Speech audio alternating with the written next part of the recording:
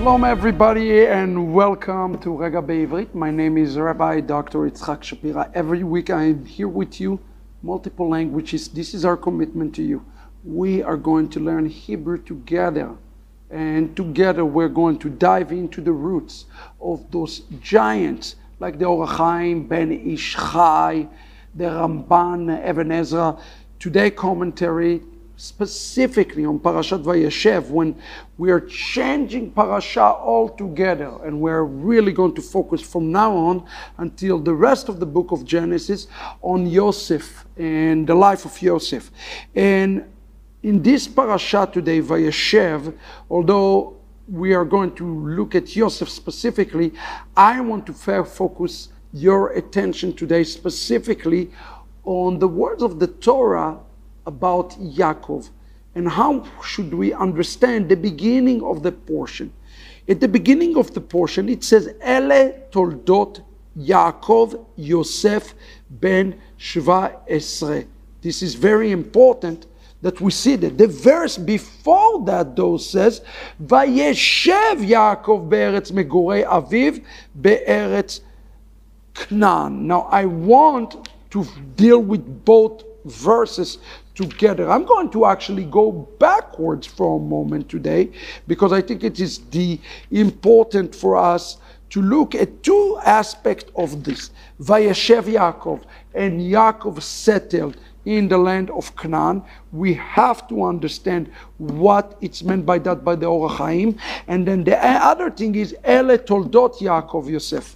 Why is it that Yosef is being described to us for the first time as Yaakov Yosef? It's like my father's name is Abraham. It's like if somebody would say, here is the birth of Avraham Yitzchak. Well, wait a second, my name is Yitzchak. Why is it that it says Avraham Yitzchak? There's something very shady about the way that Yosef is being introduced to us. Is introduced to us for the very first time in the expression Yaakov Yosef, Jacob Joseph. That is his name, and we have to understand that, and then understand why this word Vayéchev is so important here in the text. And of course, it's in your Bible, Vayéchev, and he sat and he dwelled and he rested. There could be different words, but let's go to Or HaChaim for a moment. It says on the word Ele, our sages blessed of memory. We already talked about the Ele before. Here it's the word Ele. Listen to what it says. Our sages of blessed memory have says in Yerushalmi, okay, on the Midrash, and also in Talmud Yerushalmi, it says that any place that the word Ele, this, okay, is stated at the beginning of the Torah passage, it's disconnect to the people or the topic that discussed previously. Well, the question is, who has been discussed previously at the very end of the other parasha? It is the champions, brothers and sisters, of Esav. It's the lineage of Esav. If you read in chapter 36, you will see this starting actually before that. It's all the lineage of Esav. Yaakov came to Yitzchak, his father, and here Yitzchak went to Yaakov, and then we read about his other son, Esav, and now there is a complete separation and cutting. The Torah tried to tell us that there is absolutely no connection whatsoever. That's important to understand, between Yaakov Yosef and Esav. And I love the way the Or HaChaim said. He said, by using the word here, the Torah disconnect the offspring of Esav, who were discussed at the end of the previous parasha, from the offspring of Yaakov, who is now being discussed. However, if this is all that the verse had in mind, there was no need for it. What is it says? Why does it say? Why the Torah make this point? Because Nifsal Esav. Write yourself those words, Nifsal Esav, because himself has already been disconnected and disqualified from Yaakov and the Jewish people. He become pasul. The word pasul is the word unkosher, unclean. The Torah wanted to tell us here that Esav is already unclean from this distinction. Ve'ele toldot Yaakov Yosef. Okay? It was already clear that Yaakov alone would father the holy Jewish nation, and Esav and his descendants would have nothing to do with them. We must therefore seek another explanation of the Torah for the word this, Yaakov Yosef. So why is it says Yaakov Yosef? The Torah did discuss Yosef, but where are the 10 tribes that they're older than him? Surely, it says, something should have been said about them before Joseph's story. They're not even mentioned. Now our sages of blessed memory, Genesis Rabbah 84, verse 5 and 6, deal with this question. They understand that this clause is to be rendered as the word offspring of Yaakov, Yosef. Some of the sages says on this verse, very important, means to convey that Yosef is the core of the entire family. Yaakov Yosef. Yosef is the core of the family. And others said that Yosef is particularly called Yaakov Yosef, offspring, because the same thing that happened to one happened to all. Yaakov was born circumcised and Yosef was born circumcised. This is a midrashic interpretation. Of course, we do not have to accept it. It's just a midrash to say that.